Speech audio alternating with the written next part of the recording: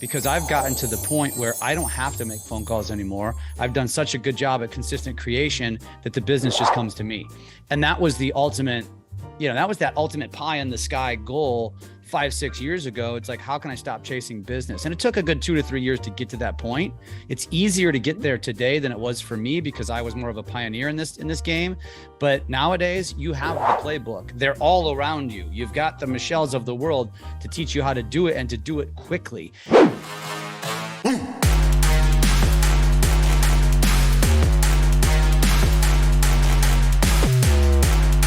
These are real buyers that will show up. We write letters for those. We're very specific in the letters that we write. So let's say it's Nick Baldwin. I'm going to write up the letter and it's going to say, hey, Mr. Seller, I've got a husband and a wife, Nick and Ann, and they're looking for this single family residence. It's in your neighborhood.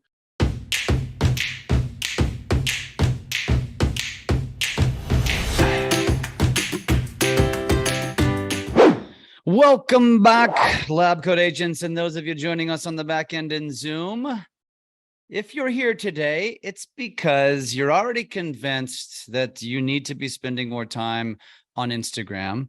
But it's not just about spending time on Instagram. It's about connecting. And I break down your social media strategy in 3 ways. You need to be creating an authority status on the Instagram, right? You need to be omnipresent, which is consistency.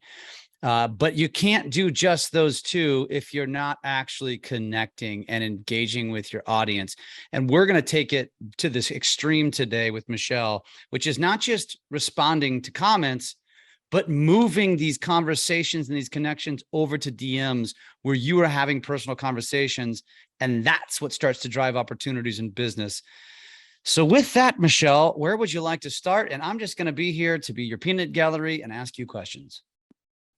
Well, I think that, one of the things I love about doing these with you guys, or with you specifically, and is we just feed off each other very well when it comes to this, because we have very, very similar, if not identical, belief systems around how to leverage Instagram. And, I had the opportunity and the pleasure to interview Bill Hart this morning for my podcast. And we had a really amazing conversation about how the temperature of the social media space right now, as far as the conversations that are being had, are bad. A lot of people are more focused on things like vanity metrics, which you and I have talked about many times before.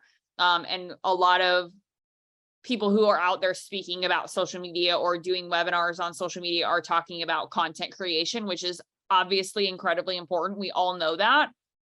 But for me, the true power of how I do things, how I teach things, and really what I want people to be doing and implementing in their business is focusing on how you level up your conversations.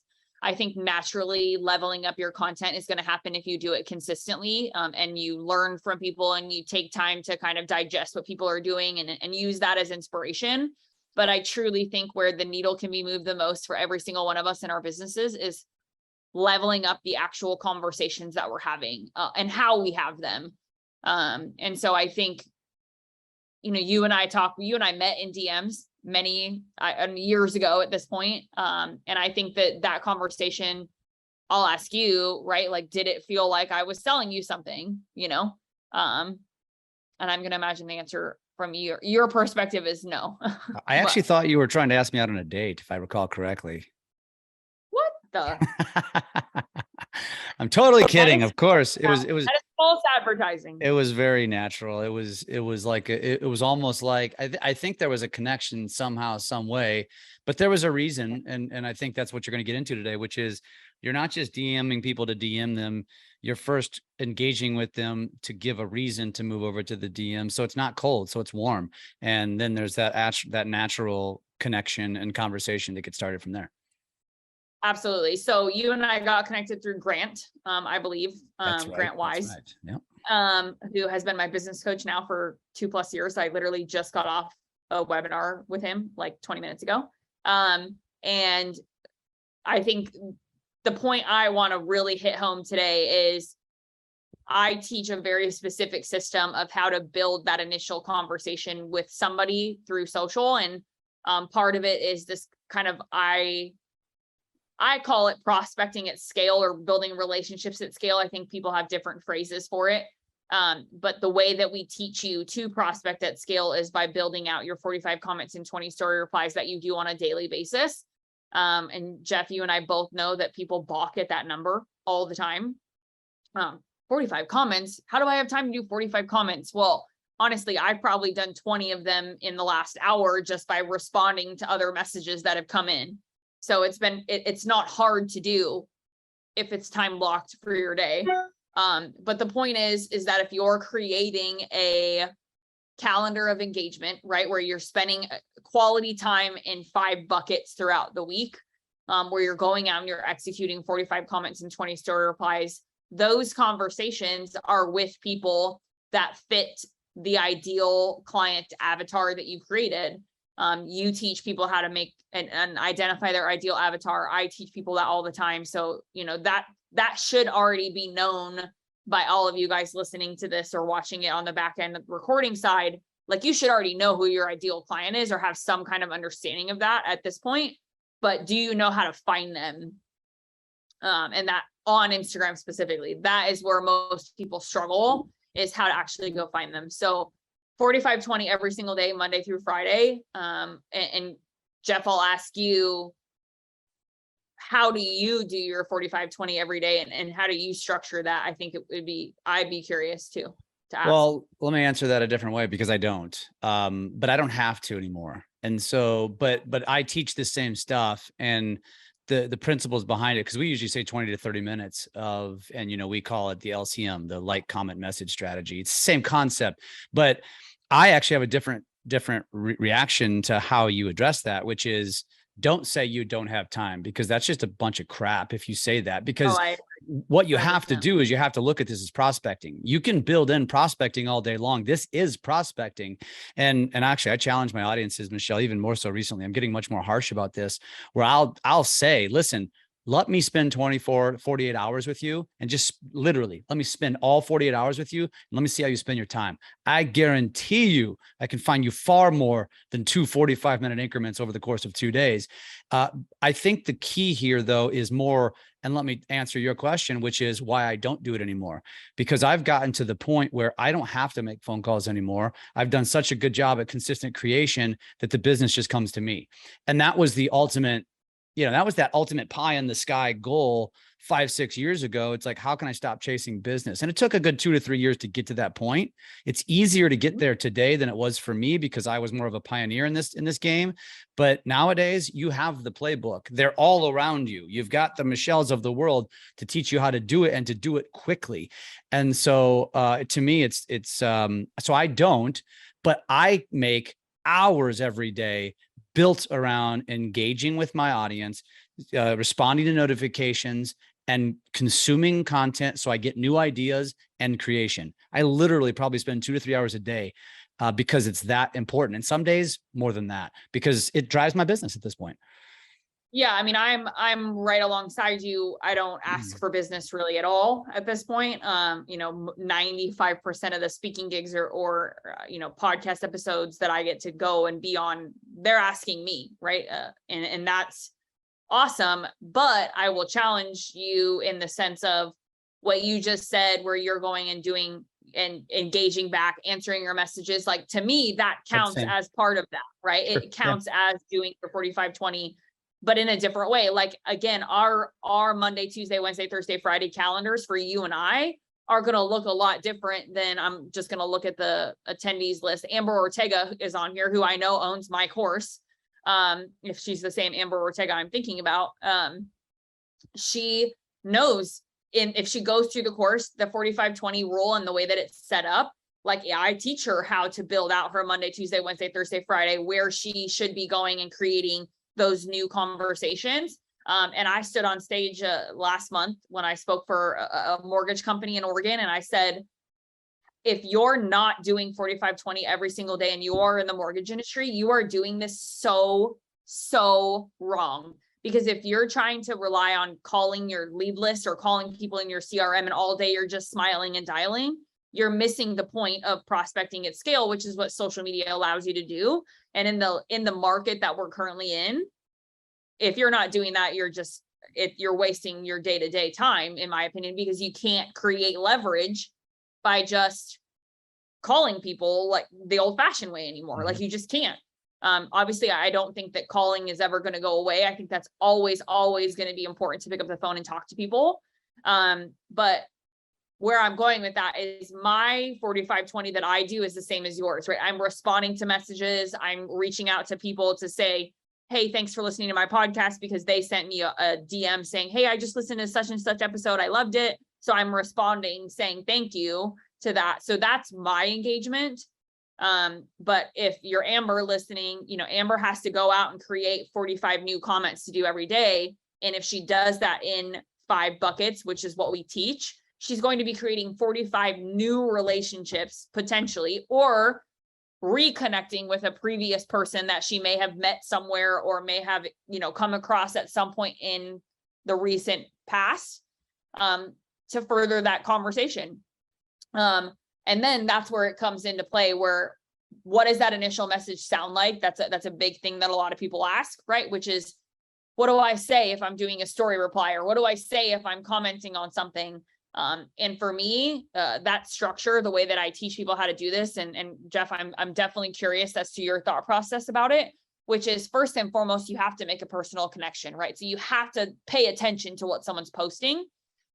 Like if someone's posting a picture of their kid going to the pumpkin patch and you respond saying, what's your favorite cup of coffee? Like, obviously you didn't look at my story, and it comes across that way. It's very evident that you didn't take the time to actually pay attention to what you were replying to. Or this is my favorite one, when people just double tap and send a heart, or double tap and send the heart eyeball emoji.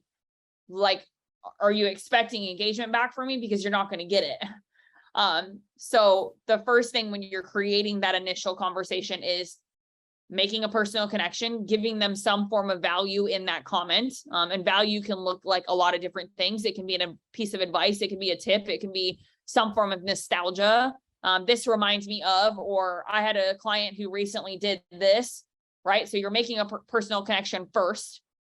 So let's use the pumpkin patch example. Oh my gosh, I just took my family to a pumpkin patch this weekend too. It was so much fun. This is my son's first pumpkin patch experience. Do you do pumpkins for your clients every year at this time of year? Right? Question mark. So you're ending that initial message in the form of a question. And that typically what we tell people is that question can either be,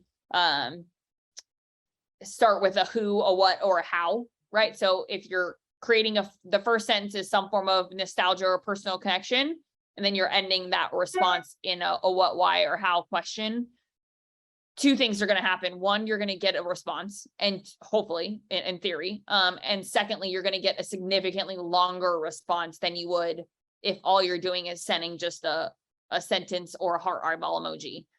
So you're going to get a response, and you're going to get a longer response. And we've beta tested this with our own private clients. And the messages we get back from, or our clients get back, are paragraphs from the people. And so it comes down to taking the time to do it, and do it intentionally with authenticity.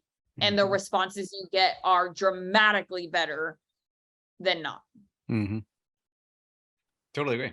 I mean, it's and you've got to know what you're doing too, because what they say is that 1% of social media users are creators, 9% are light engagers, and the other 90% are just lurkers / consumers of data and content and entertainment and stuff like that. And you have so much opportunity, to be that creator, because it's only 1% and everybody else is just consuming, which means you have the opportunity to be in front of so many people. But at the other side of the coin is, because 90% are just lurkers, it becomes a little bit trickier to pull that out of them, which is why you have to apply strategies like you said. But the reality is, when you just think about human psychology, if someone takes the time to post, and these are typically the light engagers and the lurkers, so they don't post hardly ever. When they do post and you show them love and you make a authentic comment that's very relevant to the post, not your business, that hit of dopamine that they receive is powerful. And it makes Absolutely. them want to respond because now you ask them a question. People love to talk about themselves. We may not think we do, but we do. And so you should just test this. Anybody listening to this should test this just in any sales. Go around the office and ask someone a question about their weekend and just shut up and let them talk. Watch what happens, and then ask a follow-up question and watch what happens. And it's just how we are as humans. And then while you're listening to them, they don't know it, but they're getting that feeling of, I don't know if it's a euphoria or what it is, but it's a feeling of, wow, Michelle's a really good listener. I like talking to her. Not really. You just asked questions and you paid attention and you didn't interrupt them and you didn't overtalk them. You just simply let them talk. And that simple strategy, using that, applying that on social media, it's freaking killer. Yeah. And to your point, like the categories of consumers of social, right? And I don't remember the exact buckets that you mentioned, lurkers being one of them, consumers, and then it's social media users. It's creators, not 1%, 9% are light engagers. They throw out likes and comments every once in a while. And the rest pretty much just are ghost followers. They just lurk. They just consume and they don't do anything. Yeah. Mm-hmm. So here's the thing with that, right? You have horizontal scrollers and you have vertical scrollers. So you have the people that are going and scrolling down the feed, looking at feed content. And then you have people who are horizontal scrollers, which is, for those of you guys who don't know, that just means they're doing nothing but consuming stories. I love stories. Personally, I spend more time consuming stories than I do feed content. I spend more time building story content for myself personally than I do feed content. And we get people all the time who tell me, I don't even see what you post on your feed, but I see all your stories, and then vice versa. Yeah. Right. And so with that, that's where the 45-20 strategy really comes into play, which is, are you doing 45 comments on feed content and 20 story replies? And a lot of things, to your point, to hit the dopamine receptor that we're talking about, a strategy that we've recently implemented is, if you're commenting on somebody's feed, let's say they posted a reel or they posted a great piece of content and you're commenting on that, and then you go to their profile and they also have a story, you then also respond to a story. So now you're tacking one of the 45 off. So now you're at 44, and you're tacking one of the stories replies off. So now you're at 19. But the reality is that all 45 people you do comments on their feed for, not all 45 of them are going to have a story up. So that's why it's 45 and 20, not 45 and 45, because the reality is not everybody posts stories like they should. So there's your differentiator of where the discrepancy is between comments and story replies. Now, with that being said, to continue that, to your point, the dopamine receptor piece is what I want to hit home. So if I'm commenting on someone's feed and I'm replying to something that they posted in stories on the same individual, that just tells that person, like, Michelle's not just going like this down her feed. Like, Michelle is actually taking the time to reach out to me and send me a message. And then you couple that with the structure of the message, the way that you and I have just described it or explained it. And if that person doesn't respond, most likely it's because they don't see it, truthfully, because anybody would want to respond to that. But again, the heart eyeballs or just a quick thanks, like, that's not going to encourage a response. There's definitely a methodology to it. And then once that initial conversation is started, kind of the purpose of what we'll talk about here shortly is, how do you move it? How do you get it from there somewhere else? And I think that that's what people can do the commenting, people can do the engagement with confidence in most cases, but then they struggle with how to move it. Yeah. And I don't know if it's important to point out too that, because obviously the whole point of this conversation is about moving to DMs, but if for anybody who's thinking about this and thinking to themselves, well, Jeff or Tristan, I see you guys post emojis all the time as responses. And the answer is yes, we do. And part of the reason we do that is just a show of support to the algorithm. One, helping your algorithm, because the algorithm doesn't really care if you write a paragraph, a few words, or some emojis. The point is, I took the time to do that, which is our show of support to you. We're not trying to make a conversation. We're just showing our support. We're also spiking spiking the post up a little bit, because once you get a comment, the algorithm takes notice and it might open it up to a few more viewers. So that's part of the reason. And when you're just liking something, it's the same concept.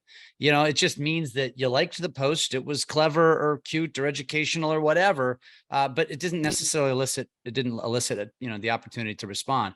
What Michelle is talking about here is a very intentional strategy. This is where most people miss the boat, because you either you go to social media and you get stuck in a rabbit hole, which is your fault. And you have to be going to social media very intentionally to follow the people that you want to engage with and create conversations with, which are past customers, which are your SOI, which are the people that will refer you business, which are business owner, which are your targets, right? If you're a loan officer, it's other realtors. You're doing the same thing with realtors. So you just got to understand the intentionality behind what we're talking about, which is obviously to go on to use social media as a vehicle to create more conversations, not to go make sales, to make more conversations, to make more connections, to build relationships that will turn into sales. Yeah. And it's 3 categories, when I describe this, categories is the wrong word. It's 3 pieces that create a chain, right? So the chain is creating connection that leads to having more conversations. Those conversations lead to conversion. There are 2 forms of conversion: subliminal and tangible ROI is what we call it. In my organization, that's what I teach my girls to explain, which is, subliminal is somebody reaches out to you saying so-and-so, or, hey, I listened to your podcast, or, hey, I've been following you for a while and I'd like to introduce you to X, whatever that message looks like. Tangible is somebody reaches out and it's like, hey, Michelle, I want to hire you. How much do you cost? Right? Or, hey, Jeff, I want to hire you, come and speak for me. How much do I need to pay you to do that? Right? That is that's tangible. That's like, here's my money, take it. And then you're going to have the subliminal piece, which is relationship building, right? So if you get referred to somebody to do something down the road, Jeff, you've done this for me. I certainly hope I've returned the favor to some extent, but it's the referring to speak for somebody, referring to do a podcast, referring to do any of those things. That's a slower play. Right? It's how do I build a relationship that can turn into something down the road? And I always tell people, if you go into your DMs and you start conversations in your DMs thinking you're going to generate a lead right then and there, you won't. Expectation is the root of all suffering. And it's a quote I have heard 100 times. A very dear friend of mine, and somebody who I know on a very personal level reminds me of that a lot. Like, if we go into anything in our life with the expectation that this is going to create some form of monetary value or some form of success out of it, it's probably not going to happen. Now, if we switch our mindset to has to be a non-negotiable in my business, doing comments, doing story replies has to be considered prospecting. I need to time block it. And I do it irregardless of what it might get me today. And you do that consistently over the course of 365 days. Tiny hinges swing big doors, and the conversation is going to be a lot different that you and I, or you and whoever, are going to be having at the end of that year, because your business is going to be different. So Amber says, my clients invite me to baby showers, weddings, etc. through Instagram. And like, to me, that leads to a very good point, which is, and we had a client get a lead this morning. And it was not somebody who asked for her business because of her Instagram presence, but it was somebody who asked to hire her or work with her through Instagram, which tells us that her platform created the confidence in the user to reach out through the medium of social media or through the medium of Instagram, right? So the lead didn't come to her because of her Instagram presence specifically. The girl didn't reference a post. The girl didn't say, oh my gosh, you posted this, it made me want to reach out to you. But the girl reached out through Instagram, which tells my client that if she didn't have the presence she had on social, or in this case, Instagram specifically, that person wouldn't have reached out through Instagram. But why did that person? Because she knew that she would get a response from our client, and she was confident that that would become what she needed it to be, which is a lady that wants to join her team at EXP, right? So that's just happens to be what that was for. But to Amber's point, somebody that reaches out saying, hey, I want you to come to my baby shower. They're reaching out to Amber through Instagram. Why? Because Amber has a presence on Instagram. So that client, that person in her sphere, if you will, can confidently go to Amber's Instagram platform knowing that they will get a response from Amber there. It's like, why would somebody do that versus texting? Right? Like, I know I could text you, Jeff, but I also know I would get the exact same response if I sent you a DM on Instagram. It's like the mechanism of confidence, or the mechanism I use is where I'm going to go for the relationship, right? And the choice of platform is based off of how confident am I that I'm going to get a response from you, if that makes sense. Yeah, totally. So let's take them down the next path, which is, how do you get that moved over to the DMs, and what's the most effective way to do that without looking like a creeper or a used car salesman? Yes, both things. We get all the time. I got somebody that sent me one today about my eyelashes. It was very weird. Creepers all the time.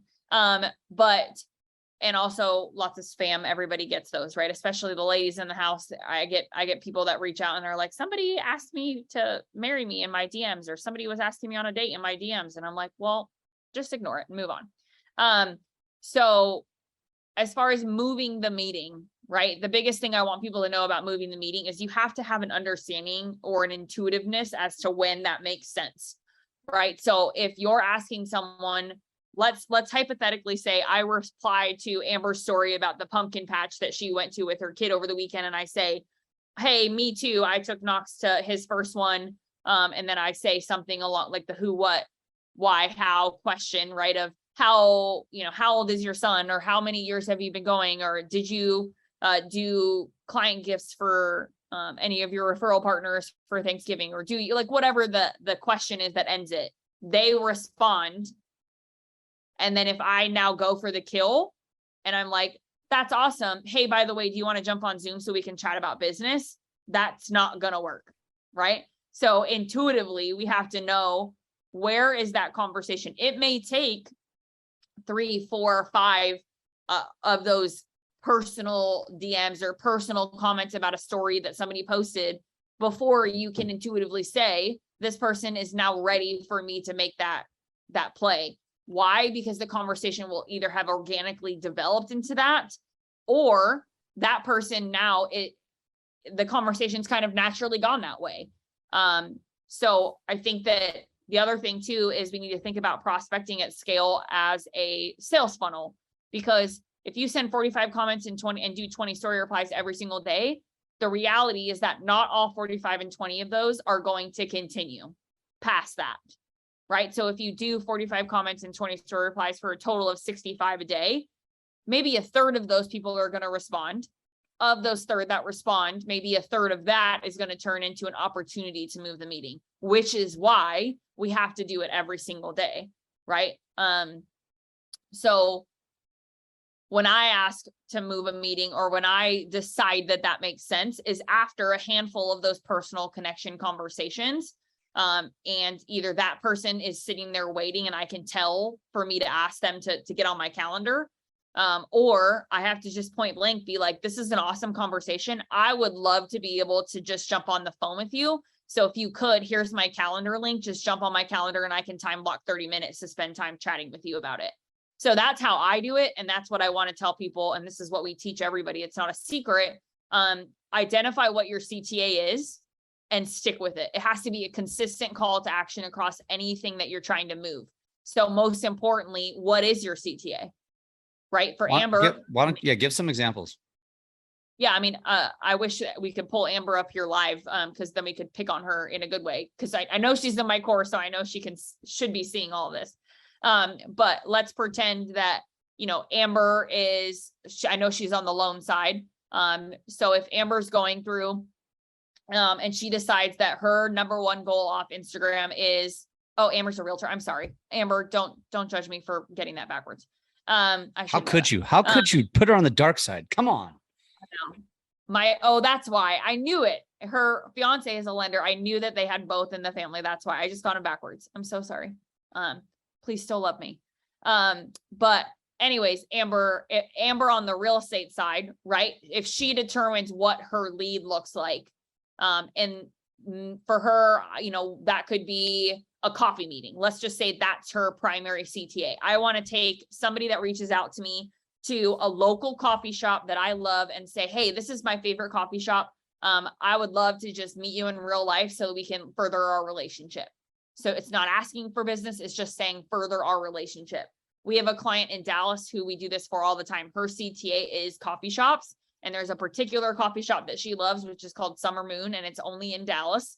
And what she does is, hey, this is my favorite coffee shop in town. I would love to chat with you there. So are you available next week to just go have a cup of coffee with me? And that's her CTA. And so when that conversation makes sense to do it, that's her plan, right? You already heard mine on the Calendly link side. So identify your place and then identify your ask. Where do you want to meet them? Which would be Zoom, a coffee shop, something. And then how you want to execute that. So where you want to take them, and then ultimately always end it with a when are you available, or give them an exact Wednesday, Thursday, Friday type. Are you available next Wednesday? Are you available next Friday? And it makes it for a more specific answer. But let me backtrack for a second.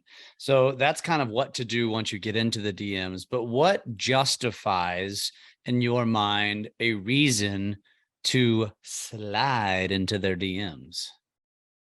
Sliding into somebody's DMs is a story reply, and it's an authentic reply, right? So there's not a sexy answer to that question. It's how do you end up in somebody's DMs is you make a decision that something that they posted, you can confidently have an authentic conversation with them about, right? So they posted about the pumpkin patch. I literally just for real went to a pumpkin patch last weekend with Knox for the first time. So if somebody's posting that and I see it, I reply saying, I just took my son to his first pumpkin patch. It was so awesome. What's your favorite part about taking your kids? That's legit. That is a genuine personal connection that I'm trying to make with them because I truly just did it. So you need to ask yourself two things. One, can you be genuine in your reply? And can you actually have something of value to add, right? So can you be genuine, meaning do you have anything to say that is personally connecting? Me too is what you want to ask yourself. And then secondly, is there an opportunity, or do you feel like there's an opportunity for that conversation to potentially continue? And that falls into, is this somebody in your ideal client category or is it not? Point blank. Because you will know that. And if you're engaging properly Monday, Tuesday, Wednesday, Thursday, Friday, so you're going and seeking out the places you should be engaging based off who your ideal client is, the reality is that every account you come across, if you're doing engagement structured that way and in a specific category, those people are your ideal clients because you're actively seeking out only those types of people. So then you're sending a DM or a story reply to people that fit that ideal client avatar, and you now have the opportunity to create the personal connection. So it happens very organically. But if you just are scrolling your feed and aimlessly just randomly picking people to send DMs to, it's going to come across inauthentic and people are going to be able to tell 100%. Yeah. Well, and I was going to even add to that and say because you mentioned, responding specifically to stories, but you can do this on feed posts too, but I think it's got to be more specific. So for example, if they have a big life event, and so instead of, it's kind of like the whole happy birthday concept, right? You have a birthday and most people just put a post on their Facebook feed that says happy birthday. Doesn't matter what they say, you blend in with the masses. And we always say you should send a birthday video because you're going to stand out. You're going to be remembered. The same thing applies to DMs, where if somebody has a life event, whether it's negative or positive, it gives you the opportunity to get more personal with them and send them a longer message to just say, how it impacted you, or how you're praying about for them, or, how you had something similar happen and how you can relate. Because the name of this game is not just making sales. And I think that's why so many people fail at social, because they go in with sales breath, and you have to go in authentically and realize that when you then take that opportunity to move the conversation to a DM, it now became super personal. And when you become super personal, you become super connected, and it goes way deeper than realtor customer relationship. And gosh, That's the kind of shit that will have you remembered by this other human being forever, and they become a raving fan. But you got to be genuine. It's got to be real. It can't be fake. Well, I had somebody, I had a sales call with her on Monday, and she sent me a DM because after our sales call, I had mentioned that I had my outdoor patio dining furniture that I had finally got delivered, showed up, right? And I had ordered it like months and months and months ago, and everybody knows supply chain is garbage right now. So to finally get my dining room table for outside was so awesome. And when I was on the phone with her, it got delivered. So my dogs were freaking out. It was loud in the background, and I was apologetic for, the loud noise while I was trying to have a discussion with her. But then I got a DM from her after we got off the call about 20 minutes later saying she was now exact message. I feel personally invested in making sure that you get your dining room table set up today.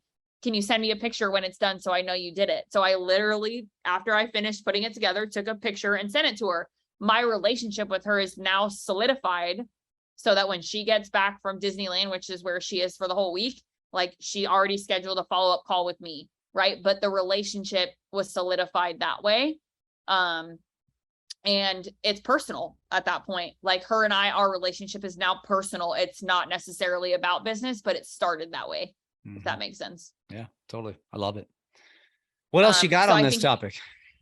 I just think people need to be more confident in the ask. And I think people need to be more intentional with how they ask, and be okay with not getting replies, but don't be okay with having half-assed efforts in the attempts, right? So if you're just going out and doing statements or just going out and doing heart eyeball likes and comments with just one emoji, like don't call Jeff or I and say, why is Instagram not working for me? I'm going to ditch it and spend more money somewhere else. Right. So wait a minute. You said you don't have to necessarily spend money doing this unless you want the deeper coaching and training from a Michelle. That's the beauty of doing something like this. What she's teaching you isn't the act of, maybe you're going to spend it for the coaching, but you're not going to be spending it on leads. That's all organic. Correct. I haven't spent $1 on generating any business for myself in 2+ years. Yeah. And that's solely because, as you mentioned, right, you've spent lots of years building your platform so that people confidently know that they can reach out to you, get responses, they can trust that your content's going to be of value. And that's what it is. Like people will reach out to you if they feel confident in being able to do so. Amber mentioned that on her front as well there, obviously.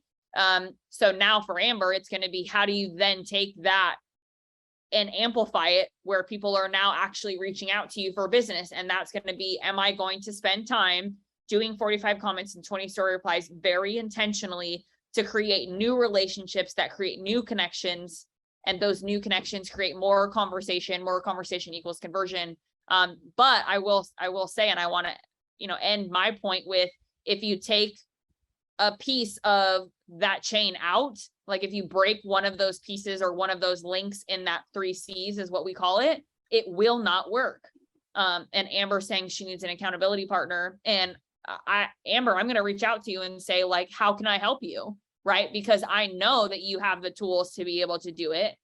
You just need somebody to kick you in the booty and do it. And I think your fiance is obviously a great person, but is he also doing what he needs to be doing on his Instagram or on his social media in general, right? Because then it's a matter of like, is your accountability person actually creating the right kind of accountability? Is it helping you or is it hurting you, right? You have to kind of ask yourself that question. I know that if I hire Jeff to be my accountability partner, then obviously he would yell at me to make sure that I'm doing it.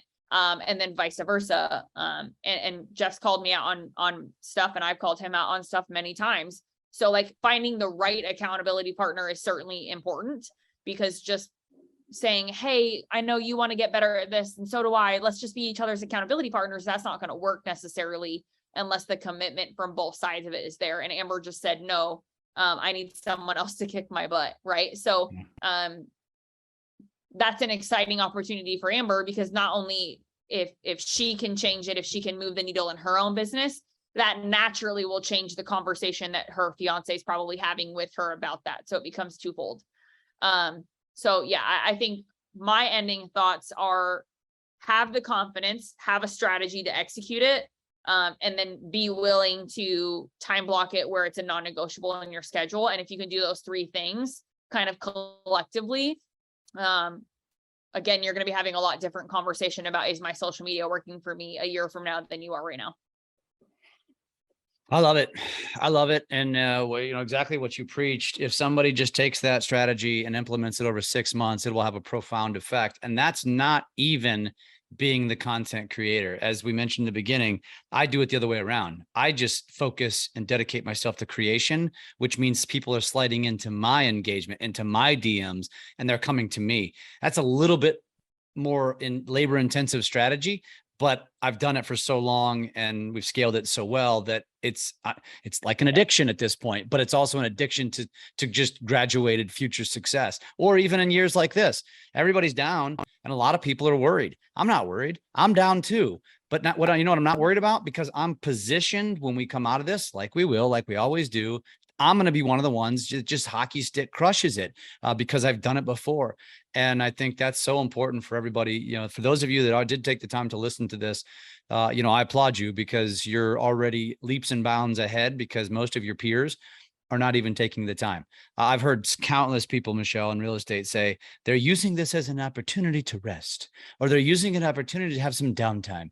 And I think to myself, you have fun at that downtime, because right now this is where the rubber meets the road. I'm capturing market share. This I'm is capturing it. market share. Exactly. Chilling. Absolutely. Because those that are doing that, when we do bounce out, they're gonna be way behind. It's like running a race and starting a mile behind. You're dead. You're screwed. You have no chance. And everybody who's already out training and jogging and preparing, they're gonna crush this this marathon as it comes out. The people who have the intentional effort now and spend the money on figuring it out if you need to now are going to be the ones who are in business a year from now. They're going to be the ones who are, when we do go back to where we will be, everybody knows we're going to come out on the other side of the mortgage interest rate issue, And the inventory issue. Yep. Or the inflation issue, if we want to just 30,000 foot view it, like as to what the real problem is, right? When we come out of any of this, and what I always say is, can you bulletproof your social media, right? Are you able to withstand any economic, societal, political, any climate that's going on in our world? Can you sustain it? Can you get through it? And if during the time when all of the business was just exploding out of everybody's ears and nobody even had any time to do anything other than do refinances or sell houses for $50,000 over asking. Yeah. If during that time, all you did was focus on this insane funnel of people coming in and you forgot about the back end and you forgot about the framework that got you there probably in the first place, or you didn't have any framework in place whatsoever because you didn't feel like you needed it because you just assumed that the hose would never turn off. You're probably hurting right now if you didn't have any framework in place. But if you spent that really hot, crazy, busy time focusing on building the framework at the same time so that you could maintain that hose drip, right? You're sitting here thinking, yeah, my business is down, but I'm not worried about where my next deal is coming from. Yeah.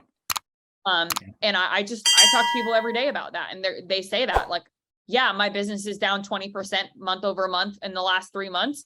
But guess what? I still am not worried about where my next deal is from, because I know when that agent or when that LO does get a deal, it's going to be my deal. Yeah.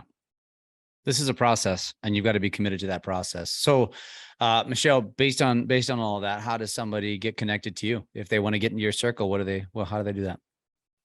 Yeah, the fastest way is Instagram. I'm talking to Amber, just sent me a DM on Instagram right now. Like, Instagram is definitely my main source of communication. I'm on it more than I'm on texting. And I tell everybody, like, text me or don't text me, DM me, because that's the best and fastest way to get a response from me. Because not only do I see them, but my team will see them. And if they need to chime in for me, they can. But I think the biggest thing I will tell people is, we're constantly trying to evolve the conversation around lead generation and conversations of how to level that up.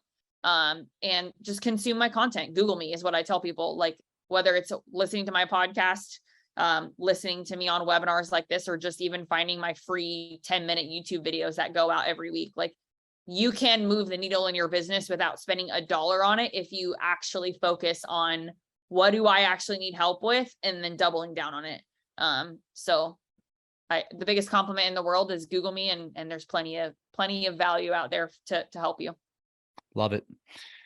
Go DM her on Instagram. If you're not spending much time there, you need to start. And so go become a consumer, go get into her quote unquote funnel and consume more, learn more, because it'll change your life if you commit to this. And you're looking at two people that it has done that for. So Michelle, always a pleasure. And I look forward to the next one. Yes, lots of good topics coming. So hopefully we can keep rocking people. Let's do it. See you later.